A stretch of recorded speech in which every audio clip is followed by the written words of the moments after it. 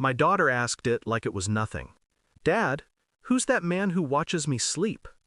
I laughed at first, told her nobody watched her. Kids dream strange things. But she didn't laugh. She just stared at me, her small hands tightening around the blanket. That night, I installed a hidden camera in her room, just to quiet my mind. At 2:47 a.m., the closet door creaked open. A shadow stepped out, slow, deliberate. A man, tall, unhurried, stood beside her bed, watching.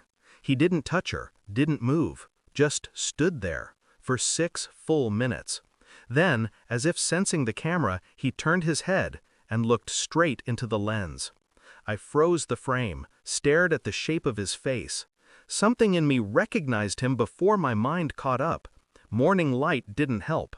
I sat in the kitchen, coffee cold, the image paused on my laptop. The face was familiar. The way he tilted his head, slight, arrogant, was familiar. The way he moved was familiar, because I'd seen that expression before, on my wife. Same calm arrogance, same quiet cruelty beneath the smile. I told myself it wasn't possible, that maybe it was a glitch, a shadow, a trick of exhaustion. But the camera didn't lie. It recorded what I refused to believe, a man entering my daughter's room at night. And my wife, sleeping soundly down the hall. I checked the door locks, all untouched, no forced entry. Someone had a key. I replayed the video again and again until dawn broke and the house began to breathe. My daughter ran in, laughing, asking for pancakes. My wife followed, hair wet from the shower, robe tied loose. She smiled. "Rough night?" I nodded. She kissed my forehead. I caught the faintest scent, cologne, not mine. I didn't confront her. I never do. I observe. That's what I'm good at, collecting quiet truths while pretending not to. I began checking small things. Her phone lighting up in the bathroom. The 3 a.m. messages labeled work emergency. The sudden softness in her voice when she spoke to Lisa. I tracked the pattern. Every Thursday night, she stayed late at work. Every Thursday night, our daughter mentioned the man. I checked the spare key drawer. One missing. I installed another camera, this time in the hallway, another in the living room, and one hidden behind a vent facing the front door. The footage built a map of betrayal. 2 months of lies woven seamlessly into ordinary life. He came in only after midnight, left before dawn. Always the same movements, always through the front door. And every time, my wife's phone turned silent. I didn't sleep, didn't eat, just watched and waited. Not for him, for confirmation. Thursday, 2:42 a.m. The door opened quietly. He entered again, same careful steps. But this time, she followed him in, whispering, laughing softly, her hand on his arm. They moved through the hall together, not toward our room, toward hers, my daughter's door.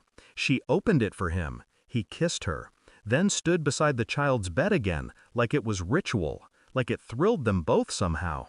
I felt my breath leave me. Not rage, not disbelief, just stillness. She watched him lean close to my sleeping daughter, not touching, only staring.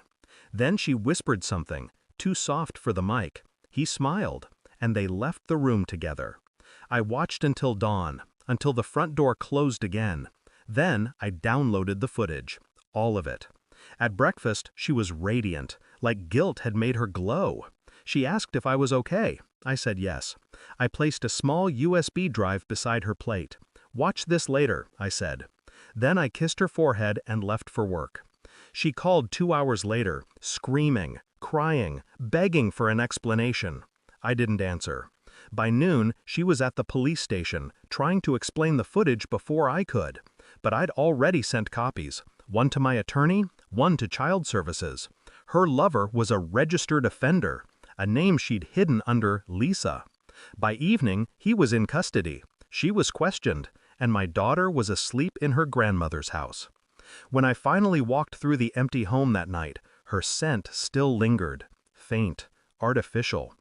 People say betrayal breaks you. It doesn't. It empties you. And emptiness has its uses. It makes decisions clean, precise. The house is quiet now. No laughter, no ghosts. I still keep the footage, not to remember, to remind that monsters don't hide under beds. They tuck children in. They kiss your cheek goodnight. They sleep beside you, breathing lies into your pillow. When people ask what happened, I say nothing, because nothing happened. A door opened, a truth stepped out, and I finally stopped pretending I didn't see it. Sometimes the scariest part isn't what comes out of the closet. It's realizing who let it in. Thanks for watching. Don't forget to like, share, and comment. Subscribe now to Cheating Stories Insight World for more amazing stories.